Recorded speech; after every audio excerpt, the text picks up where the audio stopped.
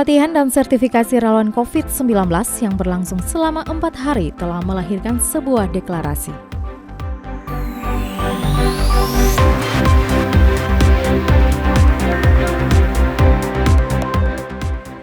Kurang dari 24 jam, para tim medis sudah dapat mengetahui hasil tes cepat.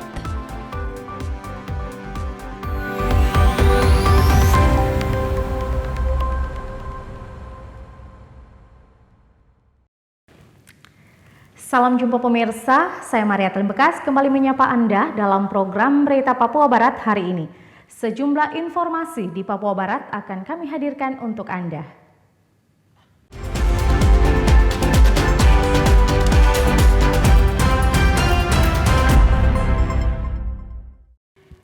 Inilah berita selengkapnya. Pemirsa, pelatihan dan sertifikasi relawan COVID-19 yang berlangsung selama 4 hari telah melahirkan sebuah deklarasi, yakni Forum Relawan Pengurangan Resiko Bencana Provinsi Papua Barat. Hal ini disampaikan Kepala Badan Penanggulangan Bencana Daerah BPBD Provinsi Papua Barat, Derek Abnir, saat memberi sambutan untuk mengakhiri seluruh kegiatan pelatihan dan sertifikasi relawan COVID-19 yang berlangsung selama 4 hari di salah satu hotel di Kota Manokwari. Derek Abnir menegaskan, forum relawan yang dideklarasikan kali ini berkedudukan mulai dari provinsi hingga ke kampung dan daerah terpencil, dengan tujuan untuk mengurangi resiko bencana. Pada hari ini telah dilahirkan sebuah deklarasi bahwa relawan ini akan mendirikan forum relawan pengurangan risiko bencana Provinsi Papua Barat, berkedudukan di provinsi, kemudian berkedudukan di 12 kabupaten dan 1 kota, kemudian berkedudukan di distrik, kemudian akan berkedudukan di kelurahan, sampai ke kampung dan dusun terpencil sekalipun. Hasil lainnya dalam deklarasi adalah para relawan akan memegang teguh janji Pancadharma sebagai relawan yang siap terjun ke lapangan untuk bekerja demi kemanusiaan, serta membantu masyarakat yang terkena bencana alam maupun non-alam. Adapun bencana non-alam seperti yang saat ini sedang terjadi di Indonesia, khususnya di Papua Barat, yakni pandemi COVID-19. Selain itu, para relawan juga mempunyai tanggung jawab untuk menangani bencana lainnya, yaitu konflik horizontal, konflik sosial yang diakibatkan perbedaan pendapat dan lainnya. Relawan COVID ini akan membantu kita dalam upaya pencegahan dan penanganan COVID di Provinsi Papua Barat sesuai dengan apa yang sedang kita hadapi. Tetapi yang lebih luas dari tugasnya adalah dia akan bertanggung jawab dan bekerja untuk penanganan bencana, termasuk juga bencana non-alam. Bencana non-alam ini adalah salah satunya adalah pandemi, tetapi juga kita akan berhadapan dengan konflik-konflik horizontal, konflik-konflik sosial yang diakibatkan oleh berbedanya pendapat, berbedanya budaya, masalah-masalah sosial yang terkait dengan tanah, hak-hak dan lain sebagainya. Untuk itu, Derek Abnir sangat yakin bahwa tim relawan yang sudah mengikuti pelatihan dan sertifikasi dapat menjalankan misi kemanusiaannya dengan baik dan penuh tanggung jawab. Tim Liputan TVRI Papua Barat melaporkan. Sementara itu pemirsa, relawan mempunyai panggilan hati mengingat mereka harus bersedia melayani dengan sepenuh hati ketika berada di tengah-tengah masyarakat yang membutuhkan pertolongan. Penjelasan ini disampaikan Benoni Tiri, salah satu peserta pelatihan dan sertifikasi relawan COVID-19 yang juga merupakan Sekretaris Badan Penanggulangan Bencana Daerah Kabupaten Teluk Bintuni, Papua Barat. Benoni menjelaskan saat ini para relawan dituntut untuk bekerja sesuai dengan panggilan hati, mengingat mereka akan bekerja dan melayani masyarakat yang sangat membutuhkan, kapan dan di mana saja, terutama melayani keluarga dan lingkungan di mana mereka berada.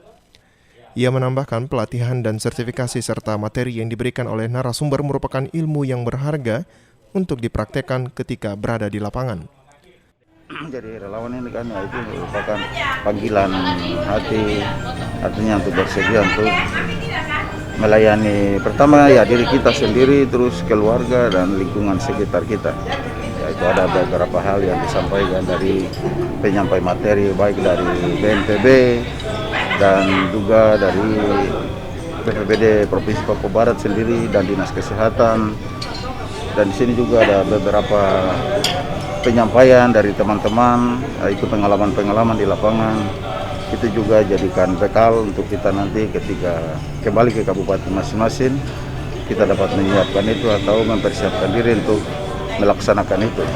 Pada kesempatan tersebut, Benoni juga menyampaikan penghargaan kepada pemerintah melalui dinas terkait, seperti Dinas Kesehatan dan Badan Penanggulangan Bencana Daerah Provinsi Papua Barat, yang telah melaksanakan kegiatan yang dinilai sangat bermanfaat. Tim Liputan TVRI Papua Barat melaporkan.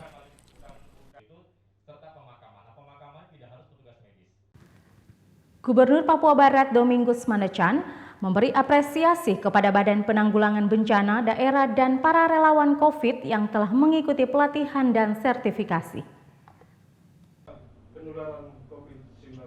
Pernyataan gubernur disampaikan oleh staf ahli gubernur di bidang ekonomi pembangunan, Niko Tike, saat menutupi pelatihan dan sertifikasi relawan COVID-19 yang diikuti oleh beberapa kabupaten di Provinsi Papua Barat.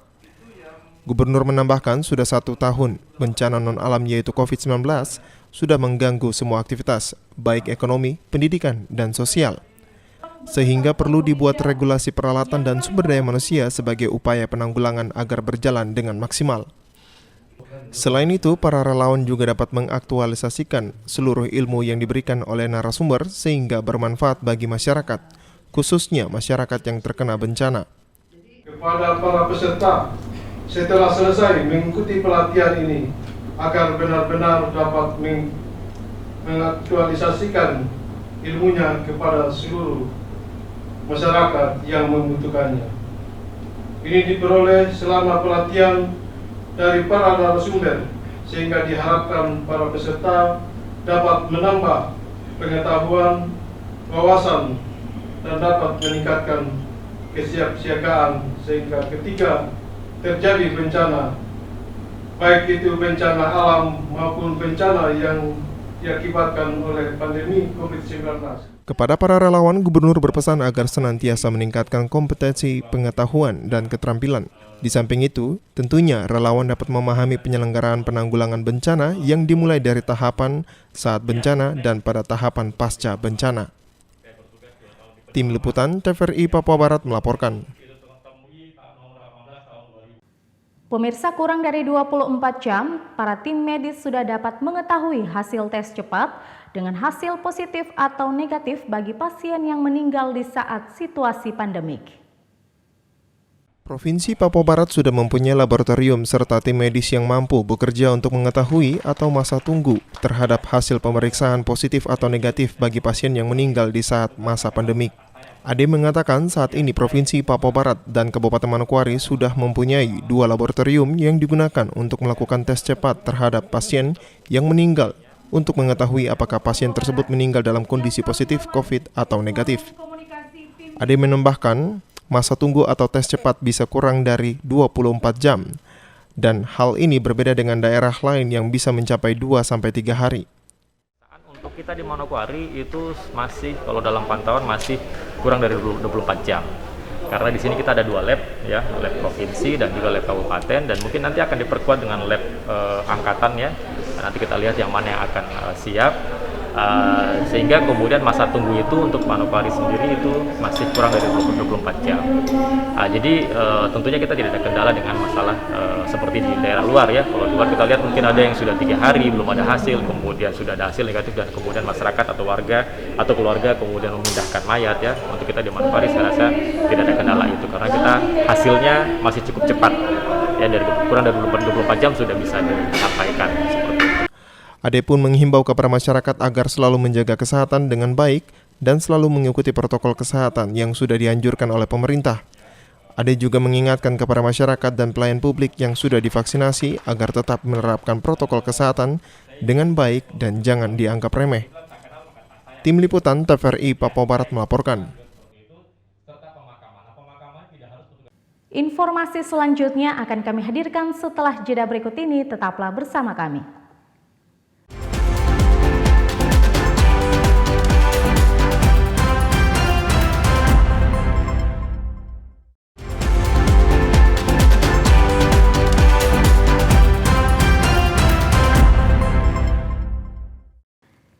Terima kasih Anda masih bersama kami.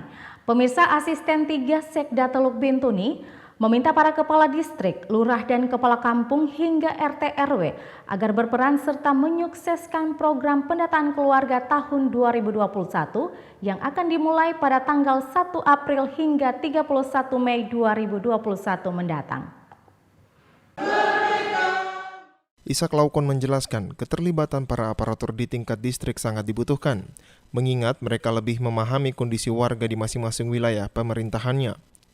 Asisten 3 menyatakan apabila pendataan keluarga tidak melibatkan semua elemen pemerintah, maka akan berdampak pada tidak tepatnya sasaran program pemerintah.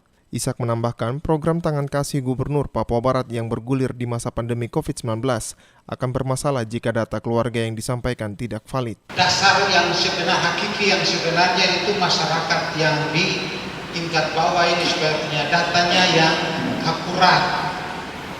Ini dia terbawa sampai kepada kami di kabupaten. Untuk itu saya harap Bapak distrik yang hadir nanti sampaikan ke lurah, ke RT RW supaya berperan aktif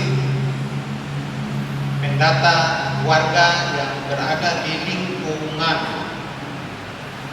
RT RW, kelurahan mana kita berdomisili. Yang kedua, khusus juga untuk peserta atau kader yang mengikuti kegiatan ini. Apabila di dalam pendataan nanti ada warga-warga yang mungkin kalau minta kartu keluarga belum ada atau KTP belum ada, sampaikan kepada mereka apa keluhannya. Kalau memang ada butuh bantuan dari kami, ya mungkin apa kita ke RT, ke RW, bikin surat pengantar supaya bisa mereka terdata di dalam kartu keluarga di catatan sipil. Di samping itu, Asisten 3 juga menghimbau kepada seluruh kader dan petugas data untuk fleksibel dalam melaksanakan tugas, terutama mampu menjalin komunikasi dan koordinasi yang baik dengan pihak teknis ketika mengalami kendala di lapangan. Dari Teluk Bintuni, Valentino Wanma, TVRI Papua Barat melaporkan.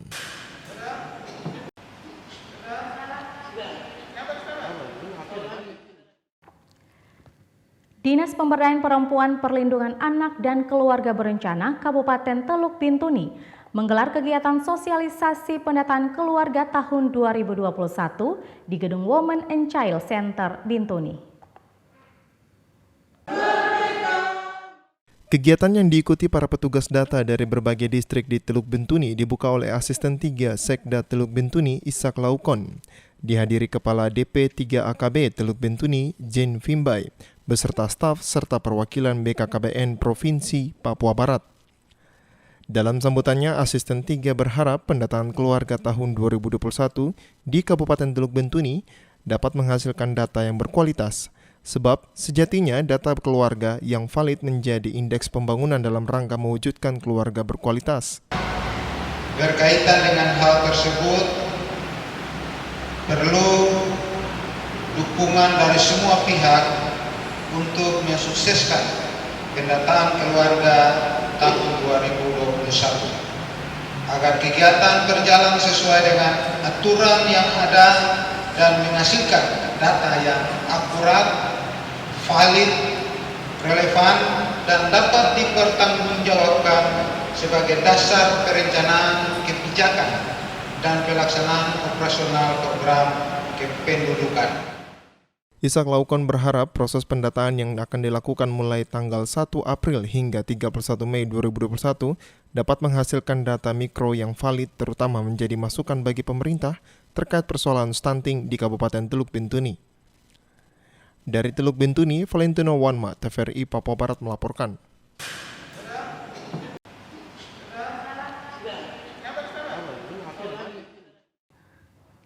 Informasi dari Kabupaten Fakfak, pemirsa 8 mahasiswa program studi Magister Manajemen Pendidikan, Fakultas Pendidikan dan Ilmu Keguruan Universitas Cendrawasih Jayapura, kelas Fakfak Papua Barat mengikuti wisuda Kamis 25 Maret 2021.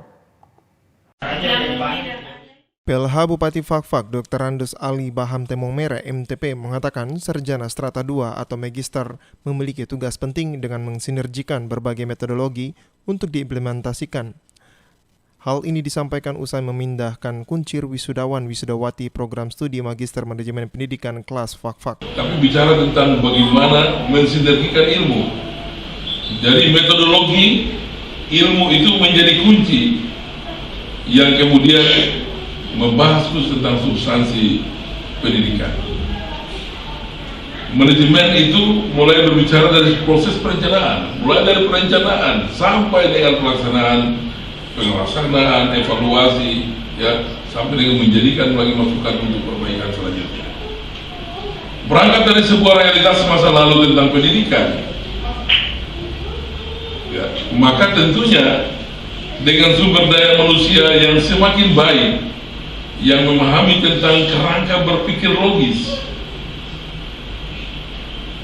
tentang paradigma ilmu, maka itu kemudian nanti bisa di tingkat empiris, di tingkat aplikasinya, penerapannya, benar-benar bisa memperbaiki apa-apa yang sebelumnya. Salah satu wisudawan kelas Fakfak, Amin J. Suarei, MPD, berhasil meraih predikat cum laude dengan tesis berjudul Kepemimpinan Kepala Sekolah dalam meningkatkan mutu pendidikan di Sekolah Dasar Negeri 01 Fakfak. Kepemimpinan Kepala Sekolah dalam meningkatkan mutu pendidikan di SD Negeri 01 Fakfak, Papua Barat. Latar belakangnya saya ingin lebih menekankan pada kemampuan manajerial kepala sekolah sebenarnya. Saya lihat keberhasilan SD Negeri luar biasa, termasuk salah satu SD unggulan di Kabupaten Fakfak. Oleh karena itu, penulis tertarik untuk melihat sejauh mana kemampuan manajerial itu diterapkan di SD Negeri 01 Fakfak, sehingga mutu pendidikan di SD Negeri 01 Fakfak itu luar biasa perkembangannya dari tahun ke tahun kita lihat di kabupaten itu.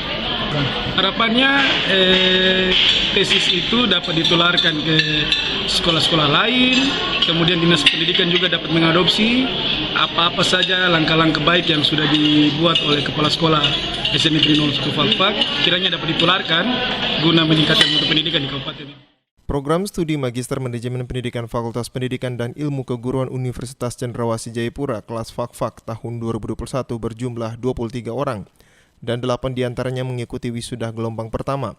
Sedangkan wisuda gelombang kedua, 15 mahasiswa akan dilaksanakan bulan Agustus setelah mengikuti ujian tesis bulan Mei hingga Juni 2021.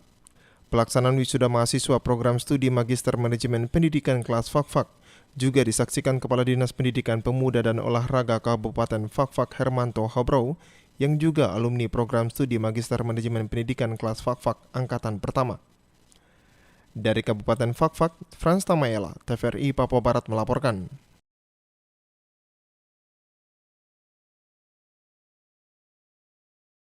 Pemirsa, informasi tadi sekaligus menutup jumpa kita dalam program Berita Papua Barat hari ini. Kami tetap mengajak Anda untuk selalu mengikuti protokol kesehatan agar bersama semua pihak dapat memutus mata rantai penyebaran COVID-19. Atas nama kerabat kerja yang bertugas, saya Maria Talim Bekas mengucapkan terima kasih atas kebersamaan Anda dan sampai jumpa.